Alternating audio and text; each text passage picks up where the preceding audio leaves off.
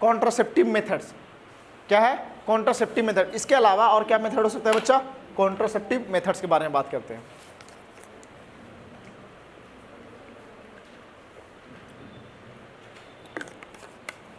NCERT पढ़ोगे ना तो सारा एनसीईआरटी का ही पॉइंट लिया गया है। पहले ये बताओ कॉन्ट्रासेप्टिव मेथड्स होते क्या हैं? कॉन्ट्रासेप्टिव मेथड्स क्या होते हैं? कॉन्ट्रासेप्टिव मेथड्स वो मेथड्स होते हैं बच्चा, कॉन्ट्रासेप्टिव मेथड्स वो मेथड्स होते हैं जो प्रेगनेंसी को क्या कर, अनवांटेड प्रेगनेंसी को, अनडिजायरेबल प्रेगनेंसी को रोकते हैं। क्या करना चाहते हैं? रोकते हैं। यानी सोचो कपल में कैजुअल इंटरकोर्स हुआ और फीमेल पार्टनर क्या हो गई? प्रेग्नेंट हो गई, जो कि वह चाहते कि अब हम प्रेग्नेंट नहीं हो। अगर कॉन्ट्रासेप्टिव मेथड्स नहीं रहेगा तो बच्चा आ जाएगा तो एक तरीके से बोझ ही बनेगा ना, पेरेंट्स पे बोझ ही बनेगा, कंट्री पे बोझ ही बनेगा। ऑलरेडी किसी कपल के 3 बच्चे हैं तो चौथा बच्चा नहीं चाहता है तो क्या करेगा? कॉन्ट्रासेप्टिव डिवाइसेस का इस्तेमाल करेगा।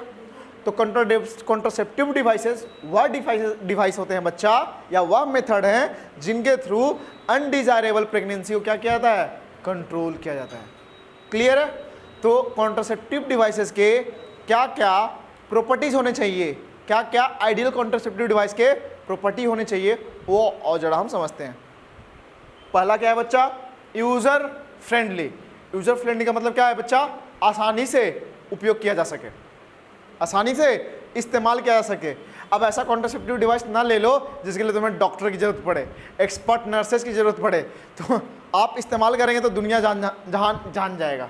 तो आप इस्तेमाल करना चाहेंगे? नहीं इस्तेमाल करना। यानी यूजर फ्रेंडली हो, आप इस्तेमाल करें। दूसरा क्या है? Easily available. आप कोई ऐसा कॉन्ट्रासेप्टिव डिवाइस ना चुन लो जिसको खरीदने के लिए 20 किलोमीटर जाना पड़े। अब छोड़ो यार क्या लाने जाना है, बाद में देखा जाएगा। तो इजिली अवेलेबल होना चाहिए, यानी हर मेडिकल स्टोर में बच्चा मिल जाए। अरे क्लियर है कि नहीं है? नेक्स्ट क्या है? इफेक्टिव होना चाहिए। इफेक्टिव क्या है? तो कारगर होना चाहिए। जिस पर्पस के लिए आप इस्तेमाल कर रहे हैं उसे वह फुलफिल हो। ये स्लाइड इंपॉर्टेंट है, ये स्लाइड बच्चा इंपॉर्टेंट है, ये स्लाइड हमारा इंपॉर्टेंट है बच्चा। क्लियर है ना? तो क्या होना चाहिए? इफेक्टिव होना चाहिए और रिवर्सिबल होना चाहिए। नेक्स्ट क्या है बच्चा? नो और लीस्ट साइड इफेक्ट। मतलब आपने तो उसे इस्तेमाल किया लेकिन आपको साइड इफेक्ट हुआ, यानी आपके रिप्रोडक्टिव ऑर्गन में इचिंग हो गया, कोई साइड इफेक्ट, इचिंग हो, कुछ स्वेलिंग हो जाए, रेडनेस हो जाए, ये सारे क्या है? साइड इफेक्ट्स हैं। तो आप उसे इस्तेमाल करोगे कि जिसके इस्तेमाल करने के बाद साइड इफेक्ट हो? आप बिल्कुल नहीं इस्तेमाल करोगे, क्योंकि अरे पिछले बार हमने इस्तेमाल किया था वो सही नहीं है। यानी अगर साइड इफेक्ट ना हो तो बहुत अच्छी बात है, अगर हो तो मिनिमम होना चाहिए, लिस्ट होनी चाहिए। समझ में आई कि नहीं आई बात? हाँ, कम होनी चाहिए, ना के बराबर होनी चाहिए। नेक्स्ट क्या है? Should not interfere with the sexual drive, sexual desire और सेक्सुअल एक्ट। मतलब क्या है इसका समझो।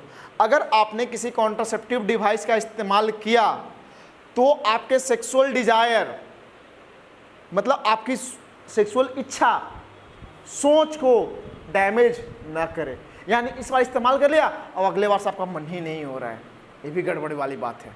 यानी आपके सेक्सुअल डिजायर के साथ, सेक्सुअल एक्ट के साथ कोई डैमेज, छेड़छाड़ नहीं करना चाहिए। अरे क्लियर है क्या? तो इन सारे कंडीशंस को, प्रॉपर्टी को, टर्म को जो फुलफिल करेगा बच्चा, वही क्या है? आइडियल कॉन्ट्रासेप्टिव डिवाइस है। समझ में आई बात? कोई दिक्कत? तो बच्चा यहीं पे एक मैं पॉइंट आपको बता, कॉन्डम का इस्तेमाल रिसेंट ईयर्स में, पहले कॉन्डम का इस्तेमाल नहीं होता, आज के 5 साल पहले जाओगे उतना कॉन्डम का इस्तेमाल नहीं होता था। रिसेंट ईयर में कॉन्डम का इस्तेमाल इसलिए बढ़ा है, कॉन्डम जो है इन सारे कंडीशंस पे खरा उतरता है। यूजर फ्रेंडली है, यानी प्राइवेसी यूजर को, जो यूजर है, कस्टमर है, कंज्यूमर है, उसको प्राइवेसी मिल जाता है, आसानी से हर मेडिकल स्टोर पे अवेलेबल है, इफेक्टिव भी है। इफेक्टिव तो इतना है कि सेक्सुअली ट्रांसमिटेड डिजीज से भी बचा देता है, STI से भी बचा रहा है, सेक्सुअली ट्रांसमिटेड इन्फेक्शन से भी बचा रहा है, सच एज HIV। अरे बताओ, रिवर्सिबल दोबारा तो यूज नहीं किया जा सकता है, चलो एक नहीं है, इसका कोई साइड इफेक्ट नहीं है। और इसके बाद कोई ऐसा होता है क्या कि सेक्सुअल डिजायर के साथ या सेक्सुअल ऑर्गन के साथ कोई दिक्कत आती है क्या? कोई नहीं आती है। यानी ये सारे कंडीशन पे वो फुलफिल बैठता है। और साथ ही साथ उसका एडिशनल बेनिफिट क्या है? वह सेक्सुअली ट्रांसमिटेड इन्फेक्शन से हमें एक्स्ट्रा प्रोटेक्शन भी देता है। अरे बोलो, बचाव भी करता है, इसलिए इनका इस्तेमाल रिसेंट ईयर में क्या हुआ है बच्चा, इंक्रीज हुआ है। ये याद रखना, स्लाइड याद रखिएगा, ठीक है बच्चा। इसमें कोई पॉइंट है तो आप पूछ सकते हैं। देखो बताया था उस समय, एसटीडी को ही एसटीआई बोला गया है, सेक्सुअली ट्रांसमिटेड डिजीज को ही आज के डेट में क्या बोला गया है, सेक्सुअली ट्रांसमिटेड इन्फेक्शंस। और वेंड्रल डिजीज भी किसे कहा गया है कि वेंड्रल डिजीज सिर्फ रिप्रोडक्टिव ट्रैक्ट में इन्फेक्शन काउज करे। Sexually transmitted infection sexual route से हो सकते हैं, लेकिन सारे sexually transmitted infection reproductive tract का इन्फेक्शन काउज नहीं कर सकते हैं। लेकिन जो सेक्सुअल रूट का इन्फेक्शन काउज कर सकते हैं बच्चा, रिप्रोडक्टिव ट्रैक्ट का इन्फेक्शन काउज कर सकते हैं, वो तो एसटीआई रहेंगे ही रहेंगे। यानी all VD are STI but all STI are not VD. Class में बार बार बताया हुआ पॉइंट है हमारा ये। आगे बढ़ते हैं बच्चा।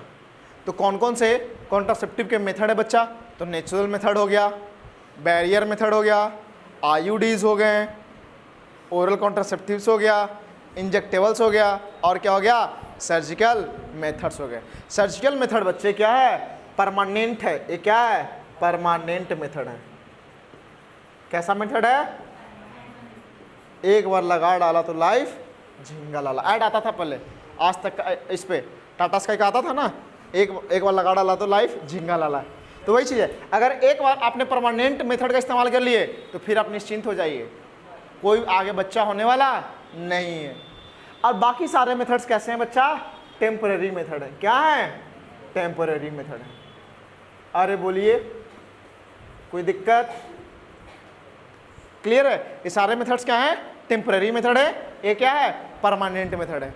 तो अगर आपको स्पेसिंग चाहिए, यानी दो बच्चों के बीच में गैप चाहिए, तो आप कौन सा मेथड इस्तेमाल करेंगे, टेम्परेरी या परमानेंट, टेम्परेरी मेथड इस्तेमाल करेंगे।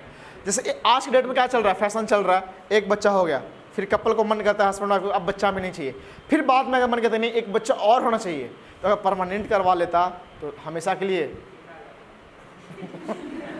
वो याद करने का तरीका बताया, मतलब दोबारा प्रेगनेंसी कंसीव कर पाएगा क्या, नहीं कर पाएगा। लेकिन अगर टेम्पररी में रहेगा तो इस्तेमाल फिर से दोबारा फीमेल पार्टनर प्रेगनेंसी कंसीव कर सकती है कि नहीं कर सकती है, टेम्पररी इस्तेमाल रहेगा तो। इसीलिए बच्चा चाइल्ड स्पेसिंग में हम टेम्पररी का इस्तेमाल करते हैं। क्या सर्जिकल मेथड में आईवीएफ बिल्कुल अलग चीज़ है बच्चा, नहीं सर्जिकल में नहीं कर सकते हैं उसमें, बिल्कुल वो अलग चीज़ है, वो अलग ही दुनिया की बात है। यहाँ पे वो सर्जिकल मेथड वो आईवीएफ कब पढ़ेंगे, जब कपल को बच्चा नहीं हो रहा है तब वो देखा जाए। यहाँ पे तो बच्चा हो रहा है, उसको रोकथाम की ज़रूरत है, इसलिए मेथड पढ़ रहे हैं। यहाँ पे बच्चा भी हो रहा है, वो नेक्स्ट पार्ट है चैप्टर का, पार्ट 2, कि जब बच्चा नहीं हो तो क्या किया जाएगा। क्या, हाँ आईवीएफ को भी टेस्ट ट्यूब बेबी, क्योंकि टेस्ट ट्यूब में क्या क्या था, टेस्ट ट्यूब बेबी का मतलब ये नहीं तो टेस्ट ट्यूब में नहीं होता है, वो आगे बताया जाएगा। कभी ये मत समझना कि टेस्ट ट्यूब में बेबी रेडी किया जाएगा। तो आपको पता चला टेम्पररी मेथड क्या होता है, परमानेंट मेथड क्या होता है। तो टेम्पररी मेथड क्या है बच्चा, natural methods, barrier method, IUDs, oral contraceptives and injectables. Clear है। इंजेक्टेबल इंजेक्शन लेते हैं, इम्प्लांट वगैरह जो बॉडी में लगाया जाता है। और सर्जिकल मेथड में बच्चा ट्यूबेक्टोमी एंड वेसेक्टोमी, इसको आगे हम डिस्कस करेंगे, इसलिए हमने यहाँ पे लिखा नहीं है। आगे आ जाओ, आगे नेक्स्ट है बच्चा नेचुरल मेथड या ट्रेडिशनल मेथड। तो नेचुरल मेथड देखो यहाँ पे लिखा हुआ है, ब्लीडिंग फेज दिया हुआ है, infertile days, fertile days and फिर से इनफर्टाइल डेज। तो आपका फर्टाइल डेज क्या हो गया, रिस्क पीरियड हो गया। अरे फर्टाइल डेज क्या हो गया, रिस्क पीरियड हो गया। और ये क्या हो गया बच्चा, ये दोनों हमारा सेफ पीरियड हो गया। क्या हो गया, सेफ पीरियड हो गया। अरे नहीं समझ में आई बात, तो ध्यान से देखोगे तो लगभग 10 से 17 दिन बोला था।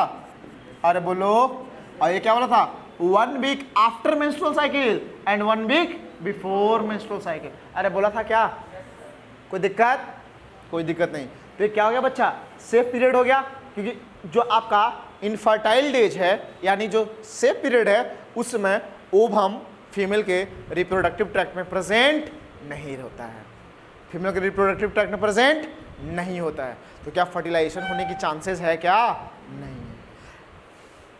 जो रिस्क पीरियड है बच्चा, उस समय तो ओवम प्रेजेंट रहेगा, अगर उसमें कॉपुलेशन होता है तो फर्टिलाइजेशन होने की चांसेस ज़्यादा है, बढ़ा हुआ है।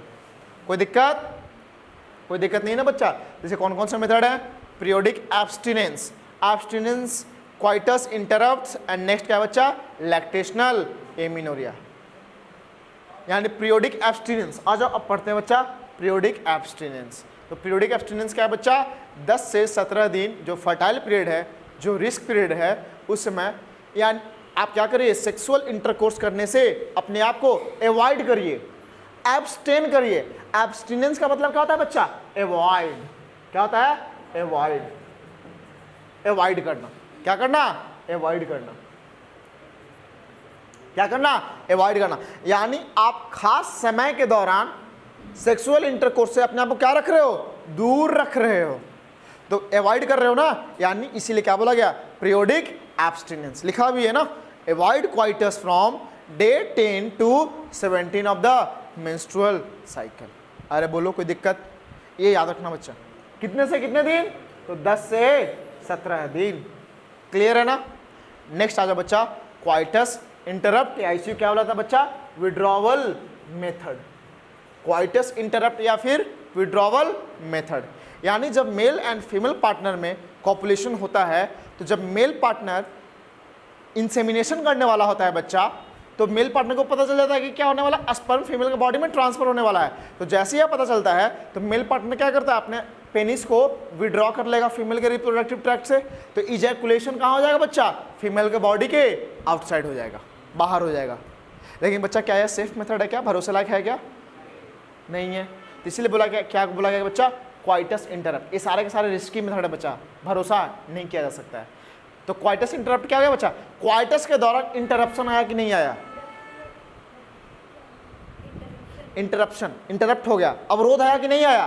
क्योंकि स्पर्म को इजैकुलेट करना था बॉडी के बाहर। बॉडी के बाहर नहीं इजैकुलेट किया जाएगा, फीमेल बॉडी के बाहर ना, अगर अंदर करेगा तो फिर तो प्रेगनेंसी हो जाएगी। तो प्रेगनेंसी को रोकना है ना, तो आप क्या करो? क्वाइटस इंटरप्ट या फिर विड्रॉवल मेथड। जैसे ही मेल के पेनिस से स्पर्म का इंसेमिनेशन होने वाला है, अपने पेनिस को और फीमेल के रिप्रोडक्टिव ट्रैक्ट यानी वेजाइना से विड्रॉ कर लेगा और स्पर्म का इजैकुलेशन कहाँ कर देगा? फीमेल के वेजाइना के बाहर कर देगा। तो स्पर्म फीमेल के बॉडी में नहीं जाएगा तो फर्टिलाइजेशन नहीं होगा। अरे क्लियर है क्या? नेक्स्ट क्या है बच्चा?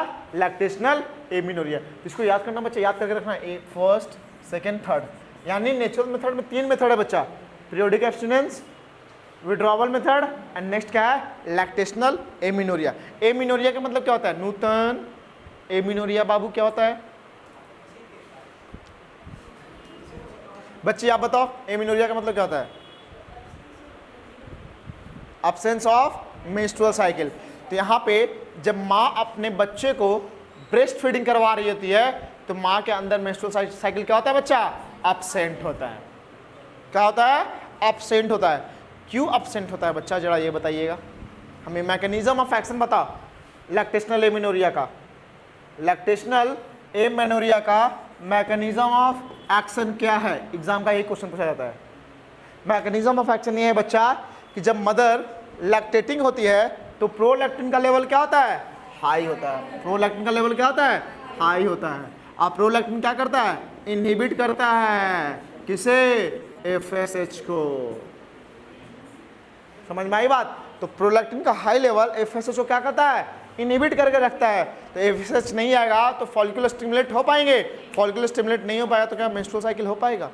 अरे फॉलिकल ही नहीं है तो एस्ट्रोजन प्रोजेस्टेरोन की तो कल्पना ही नहीं की जा सकती है। अरे बोलो। तो जब तक माँ अपने बच्चे को मिल्क पिलाएगी, ब्रेस्ट फीडिंग करेगी, तो मदर के अंदर प्रोलैक्टिन का लेवल ज़्यादा है तो FSH क्या रहेगा? इनहिबिट रहेगा। इसीलिए मेंस्ट्रुअल साइकिल क्या रहेगा? एब्सेंट रहेगा। पढ़ लीजिए जरा। It is the absence of menstrual cycle and ovulation due to intense lactation after parturition. Obvious बात है, आपको पता है। फुल्ली ब्रेस्ट फीडिंग, यहाँ पे देखो टर्म लिखा है फुल्ली ब्रेस्ट फीडिंग, यानी जब तक माँ बच्चे को कंप्लीट ब्रेस्ट फीडिंग करवाएगी, यानी जब तक बच्चा मिल्क के लिए पूरी तरीके से माँ पर निर्भर है, तो मिल्क मदर के बॉडी में ज़्यादा बनेगा। मिल्क ज़्यादा बन रहा है यानी प्रोलैक्टिन का लेवल ज़्यादा है। जैसे जैसे मिल्क का लेवल घटेगा यानी प्रोलैक्टिन का लेवल घट रहा है, तो जैसे जैसे प्रोलैक्टिन का लेवल घट रहा है FSH की सुगबुगाहट शुरू हो जाएगी, एफएसएच की सुगबुगाहट शुरू हो जाएगी। अरे मतलब एफएसएच का लेवल बढ़ना शुरू हो जाएगा कि नहीं हो जाएगा? प्रोलैक्टिन का लेवल घटेगा तो एफएसएच का लेवल बढ़ेगा कि नहीं बढ़ेगा? तो अगर मान लो बच्चा 5वें या 6ठे महीने में प्रोलैक्टिन का लेवल घटा हुआ रहेगा, लेकिन पहले दूसरे महीने में प्रोलैक्टिन का लेवल सबसे ज़्यादा हाई रहेगा, तो पहले दूसरे महीने में तो प्रेगनेंसी का संभावना बहुत ही कम है, लेकिन 6ठे महीने प्रेगनेंसी की संभावना है कि नहीं है, ओव्यूलेशन की संभावना है कि नहीं है, क्योंकि प्रोलैक्टिन का लेवल क्या है, कम है, तो एफएसएच तो आ सकता है ना बच्चा। तो ये बच्चा कब तक इफेक्टिव माना गया है? 6 महीने तक। ये नहीं लिखा, हाँ कब तक इफेक्टिव है बच्चा? 6 महीने तक, क्योंकि माँ अपने बच्चों को कम से कम 6 महीने तक दूध पिलाती ही है। क्लियर है ना बच्चा? तो इन सब में आपने किसी प्रकार का कोई चीज़ का इस्तेमाल किया? बिल्कुल नेचुरल तरीके से आपने क्या किया? प्रेगनेंसी को रोकने का कोशिश किया। इसीलिए बच्चा इसे क्या होते हैं? नो साइड इफेक्ट्स होते हैं। क्या होते हैं? साइड इफेक्ट नहीं होते हैं, लेकिन फेल्यूर का चांसेस भी क्या रहता है बच्चा? हाई रहता है। अरे बताओ, पीरियोडिक एब्स्टिनेंस आपका जोड़ घटाव लेके बैठे हुए हो, आपको थोड़ी पता है? अरे बताओ, क्योंकि कभी भी मेंस्ट्रुअल साइकिल 28 दिनों का तो होता नहीं है, वो तो घटते बढ़ते रहता है, तो आपका कैलकुलेशन फेल हो गया तो चांसेस है कि नहीं फर्टिलाइजेशन होने का? लैक्टेशन, एक क्वाइटस इंटरप्ट बताओ जरा। ऑब्वियस बात है, आप कितना भी कोशिश करो तो कुछ ना कुछ तो सीमेन का इंसेमिनेशन फीमेल के बॉडी में होना ही है। नेक्स्ट क्या है बच्चा? लैक्टेशनल लेमिनोरिया, मतलब प्रोलैक्टिन का लेवल कब घटा हुआ रहेगा, कब बढ़ा रहेगा, आप कैसे पता कर सकते हो? तो इसलिए बच्चा इसके साइड इफेक्ट तो नहीं है, लेकिन फेल्यूर रेट मैक्सिमम है। अरे कोई दिक्कत है तो बताओ यहाँ तक में। अरे सही है क्या यहाँ तक? अरे बोलो। नेचुरल मेथड होता है यहाँ पे बउआ हमारा कंप्लीट। आगे बढ़ते हैं। Barrier method. बैरियर मेथड में बच्चा, बैरियर का मतलब क्या होता है? अवरोध। क्या होता है? अवरोध। यानी यहाँ पे स्पर्म और ओवम को मिलने से रोका जाएगा। तो जो पॉइंट ऐड करवा रहा हूँ ना, वही एग्जाम में पूछा जाता है, कहानी नहीं आपसे पूछेगा। या जो सर्कल कर रहा हूँ ना, PYQ लगाइएगा, वही कहानी भी मिलेगा आपको, वही क्वेश्चन मिला। कहानी एग्जाम में नहीं पूछता है आपसे। बोर्ड में जब कहानी पूछा था तो बोर्ड तो कहानी पूछना बंद कर दिया, बोर्ड में भी MCQ ला दिया है, तो पूरी तरीके से पहले का पैटर्न चेंज हो गया। तो बैरियर मेथड का प्रिंसिपल क्या है? बैरियर मेथड का प्रिंसिपल है बच्चा, to avoid the meeting of sperm with ovum, यानी स्पर्म और ओवम को मिलने से रोक दिया जाए। यही सा क्या है? बैरियर मेथड का प्रिंसिपल है। उसमें बैरियर मेथड में क्या क्या आता है बच्चा? लिखा हुआ ना, they prevent physical meeting of sperm and ovum. इसके एग्जांपल क्या क्या हैं? Condoms, diaphragms, cervical caps and vaults. आ जाओ कॉन्डम के बारे में देखिएगा। तो ये बच्चा मालूम है, which of the following statement is not correct about the condom में ये पॉइंट डाला जा सकता है सारा का सारा। अरे समझ में आई कि नहीं आई बात?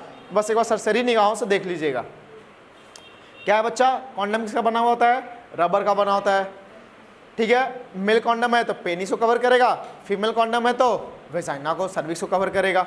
अरे क्लियर है कि नहीं है? कोई दिक्कत? कॉन्डम कब होता है बच्चा? Condoms are used just before the coitus, they prevent the entry of semen into the female reproductive tract. Male का कॉन्डम का क्या नाम है बच्चा? निरोध। मेल के कॉन्डम का पॉपुलर ब्रांड नेम क्या है? निरोध। और फीमेल कॉन्डम का क्या नाम है बच्चा? फेमिडॉम। क्या नाम है? फेमिडॉम। किसके लिए बच्चा? फीमेल के लिए, फीमेल कॉन्डम है। और इसके पहले क्या बताया मैंने? मेल कॉन्डम बताया। कोई दिक्कत बच्चा यहाँ तक में? याद रखिएगा, निरोध किसका है? मेल के कॉन्डम का पॉपुलर ब्रांड नेम है, फेमिडॉम फीमेल का है। क्लियर है ना? बाकी तो आपको आता ही है। हाँ, अभी और भी दे रखा है इसमें, देखा why condoms are very popular. आपको बता दिया ना, आसानी से इस्तेमाल किया जा सकता है, आसानी से डिस्पोज भी कर सकते हो, पता भी नहीं किसी की चलने वाला है। STD या एड्स से बचा भी सकता है तुम्हें, आपको बचा भी सकता है, और उसको इस्तेमाल करने के लिए कोई डॉक्टर की ज़रूरत नहीं है। सबसे बड़ी बात, प्राइवेसी देता है ये। अरे बताओ, तो इन सब कारणों की वजह से आप इसका इस्तेमाल करते हैं।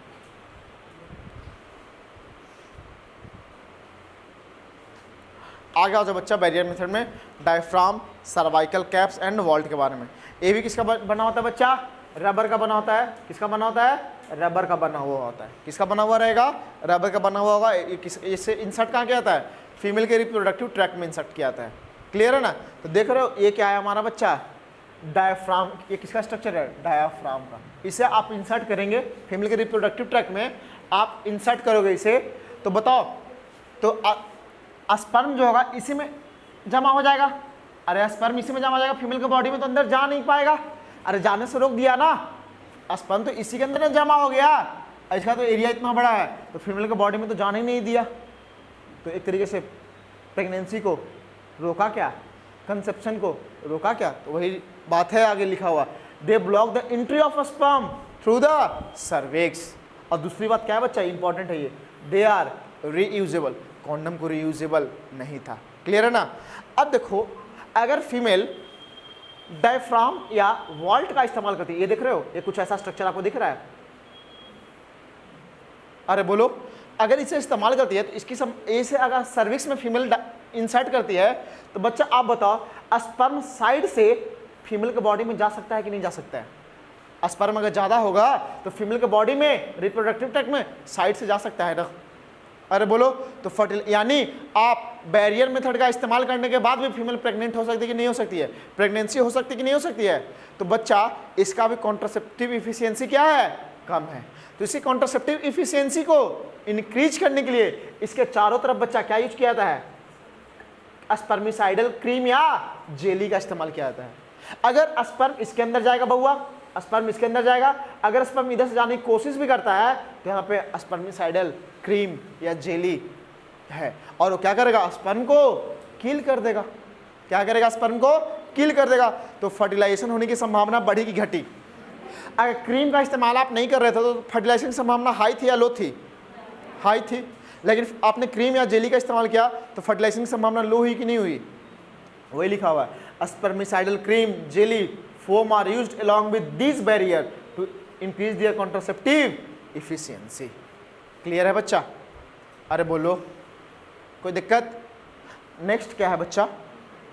इसे हम नेक्स्ट क्लास में स्टार्ट करेंगे, इसको हम नेक्स्ट क्लास से स्टार्ट करेंगे। क्लियर है? यहाँ तक एक बार आप पढ़ करके एनसीईआरटी से आइएगा। एनसीईआरटी में कहाँ से पढ़ना है मैं आपको बता दे रहा हूँ, बाकी आज के लिए इतना ही।